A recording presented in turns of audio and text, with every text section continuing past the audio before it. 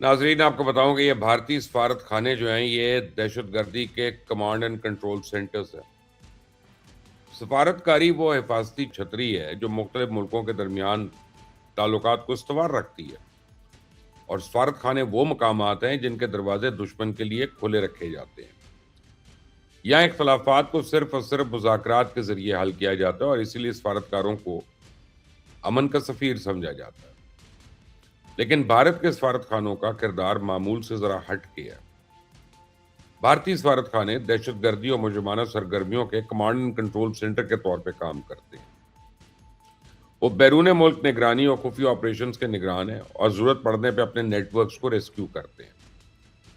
اور یہ الزام پاکستان نے عائد نہیں کیے، بلکہ یہ الزامات مختلف کانٹیننٹ سے سامنے آ رہے ہیں۔ جب کینیڈا، امریکہ، Australia, Qatar, U A E اور دیگر ممالک میں مختلف نوعیت کی تحقیقات کا آغاز ہو جائے، عدالتی مقدمات شروع ہو جائیں، تو ایک سوال خود بخود جنم لیتا ہے کہ کیا یہ محض اتفاق ہے، یا بھارت سفارتکاری کی آڑ میں حقیقتاً کوئی گھنونا کھیل کھیلا ہے؟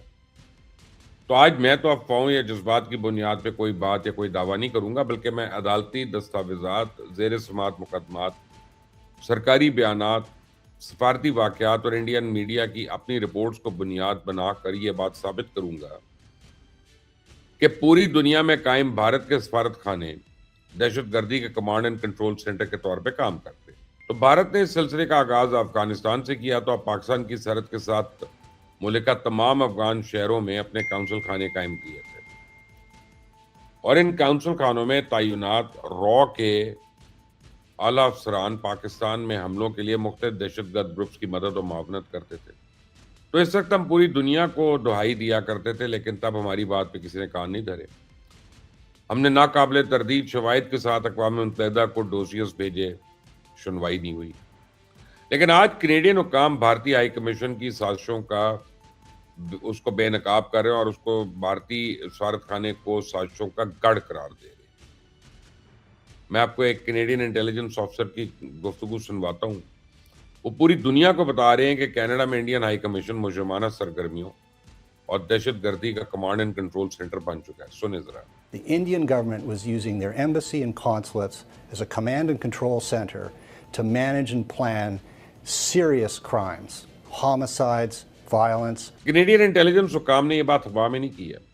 ابھی 1.5 مہینے پہلے یعنی مئی کے پہلے ہفتے کینیڈین انٹیلیجنس حکام نے اپنی پارلیمنٹ میں ایک رپورٹ پیش کی، جس میں شواہد کے ساتھ یہ بات ثابت کی گئی کہ بھارت کینیڈا میں مقیم سکھ برادری پہ اثر انداز ہونے کے لیے خفیہ مداخلت کر رہا ہے۔ اور اس رپورٹ میں یہ بھی کہا گیا کہ بھارت نے خفیہ طور پہ کینیڈین سیاستدانوں، صحافیوں پہ اثر انداز ہونے کی کوشش کی، سکھ کمیونٹی کے رہنماؤں کو ڈرانے دھمکانے کے لیے نگرانی اور جبر پر مبنی حربے استعمال کیے تاکہ تنقید کو دبایا جا سکے۔ اور یہ کام کوئی را کا افسر نہیں کر رہا، بلکہ انڈین ہائی کمیشن یا انڈین ہائی کمشنر دنیش پانٹک خود ان سرگرمیوں میں ملوث ہے۔ اور یہی وجہ ہے کہ خالصتان کے حامی آئے روز ان کی رہائش گاہ کے باہر دھرنے دیتے ہیں، احتجاجی مظاہرے کرتے ہیں، سڑکوں پہ اس کے پتلے نظر آتش کرتے ہیں۔ اور کینیڈا کی رائل ماؤنٹڈ پولیس جو ہے، انہوں نے پچھلے کئی سال سے بھارت پہ لارنس بشنوئی گینگ کی سرپرستی کا الزام بھی عائد کیا ہوا ہے۔ تو کینیڈا میں مقیم سکھ برادری کو لارنس بشنوئی گینگ کے ذریعے ہراساں کرنے کا سلسلہ Indian high commissioner Sanjay Kumar Verma نے شروع کیا تھا۔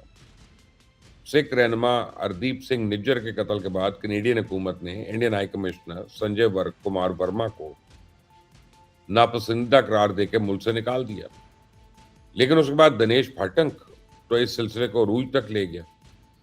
اب تو لارنس بشنوئی گینگ کے کارندے دن دہاڑے خالصتانی رہنماؤں کے گھروں پہ فائرنگ کرتے ہیں، لوگوں سے بھتہ وصول کرتے ہیں، ان کو بلیک میل کرتے ہیں۔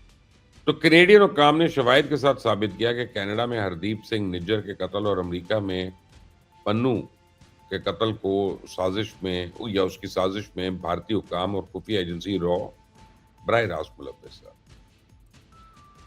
تو کینیڈین حکام کی انہی انٹیلیجنس معاونات کی یا معلومات کی بنیاد پہ امریکن ایف بی آئی نے پچھلے دنوں آپریشن ریڈ بال کے دوران لارنس بشنوئی گینگ کے 23 اراکین کو گرفتار کیا۔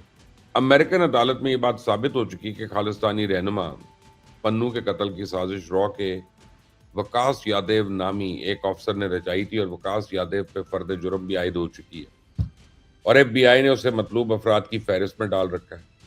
तो अमेरिकन हुक्काम ने अपनी तहकीकात में ये बात साबित की है कि लॉरेंस बिश्नोई जेल में रहते हुए अमेरिका और कनाडा समेत पूरी दुनिया में अपने गैंग के कारकुनों के साथ मोबाइल फ़ोन और मुख्तलिफ डिजिटल ऐप्स के ज़रिए राब्ते में रहता है। अभी कैसे मुमकिन है कि एक शख्स जेल में कैद हो, उसके बावजूद वो पूरी दुनिया के साथ राब्ते में भी हो? यही सवाल FBI ने भारतीय हुक्काम से भी पूछा, लेकिन भारत ने अभी तक अमेरिकन हुक्काम को इस सवाल का कोई जवाब नहीं दिया।